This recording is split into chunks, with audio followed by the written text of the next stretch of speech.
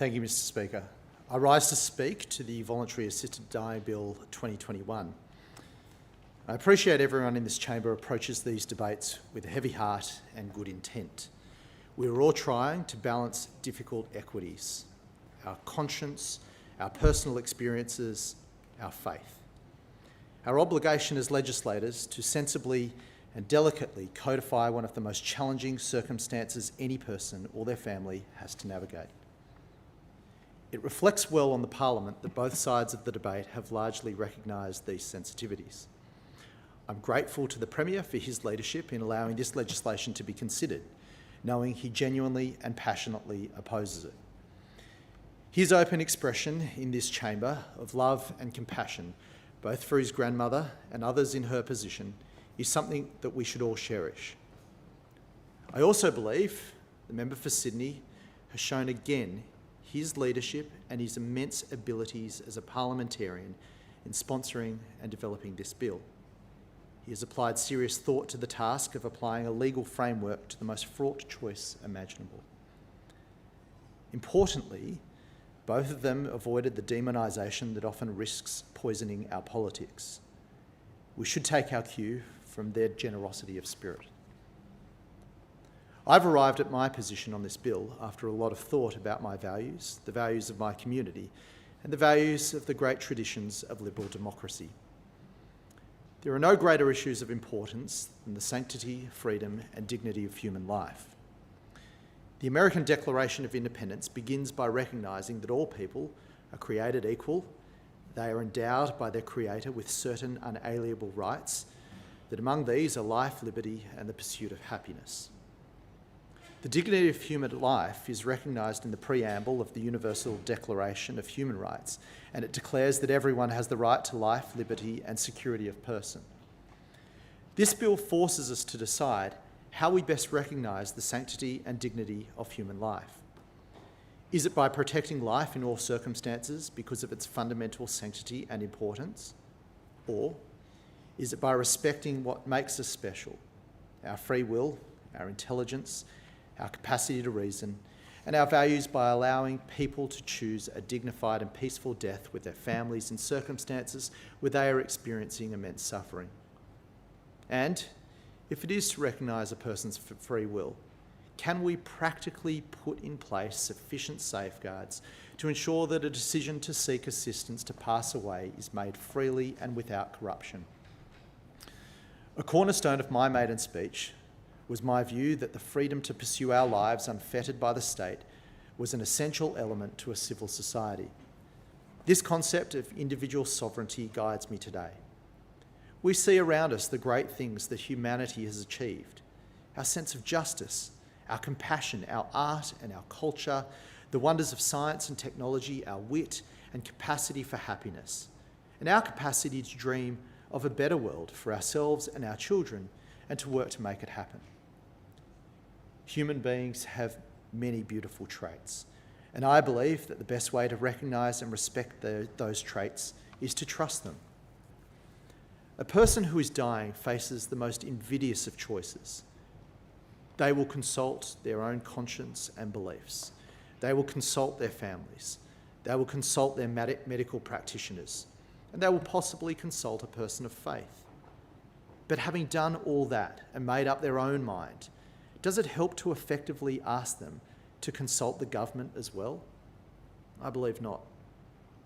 We should remove that constraint from them as much as possible. We should grant them their own wishes. We should afford them their dignity. The sanctity of that decision is solely in the province of them and their families. It is also a mark of respect of the dignity and importance of their life that a person is able to end it in a peaceful manner with their family, if that is their choice. I suspect that many people who are suffering seek help to pass away, but today have to do so in secret, in the dark, and away from the people they love, so that they do not imperil them. I believe that we respect the dignity of human life by allowing people to decide to die with their families in peace, if they so choose, rather than forcing them to do so alone. The reality is that voluntary assisted dying laws have now passed other parliaments around the country. I also believe that we respect the dignity of human life by allowing people to die in their homes rather than faraway cities and hospitals away from their families. In these circumstances, where a person could reasonably want to end their lives, and that being the case, the decision to do so should be for them to make. In coming to this conclusion, I also acknowledge the public's views. There are differing views on this issue. Some of those beliefs are held deeply and passionately. However, I do think that we are at a point where the bulk of public opinion supports voluntary assisted dying. As a believer in democracy, the public's views on this issue have strengthened my views, and now is the time to pass this bill. In saying this, I also believe that assisting a person to end their life is a grave thing. Its gravity needs to be respected, and no persons should be pressured to make this decision. And I believe the bill provides sufficiently robust protections to ensure that a person can exercise their free will genuinely and safely. It requires the risk of dying to be real and imminent. It demands that the prospect of relief from suffering must be marginal. It provides guardrails against coercion or pressure. It guarantees healthcare professionals and workers the right to conscientiously object to involvement. And it provides for procedural prudence. There is nothing cavalier about the motivation for this bill or its design. I do understand, however, there will be those who sincerely oppose it regardless. I've absorbed what they have had to say and understand their decision. I've listened carefully to those who spoke to the experiences of a family member accessing palliative care. No one spoke with more candour than the Premier. Whilst he and I will fall on differing sides in this vote, where we do unite is the importance of palliative care. We could and should do more. After all, the choice to pursue palliative care is also a personal one. We must honour that preference too. I also want to reflect briefly on the role matters of faith play in this debate, and I again draw on my maiden speech. I said I will always personally seek to separate church and state, but I also spoke of my rejection of religious intolerance. I'm a Christian.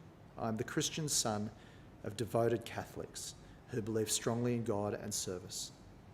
I fundamentally share those beliefs, and my faith is hugely important to me and important to who I am. I understand the intrinsic attachment to one's religion.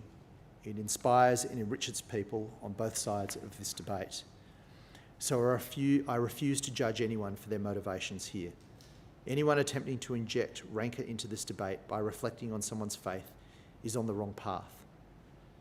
Because if we favour this bill due to our belief in individual choice and conscience, that should extend to respect for another person's relationship with God. We are collectively wrestling with our capacity to legislate for matters of life and death. These are very hard choices, but that can't be an excuse for compromising our core beliefs. In fact, more than ever, we should lean on those tenets that we hold dear. For me, that is an enduring attachment to personal liberty. It infuses me as an individual and as a legislator. And I believe that this Parliament has the capacity to gift that freedom to every individual in this state, to make their own decision about how to live or how to die. And that is why I'm voting for this bill. I thank the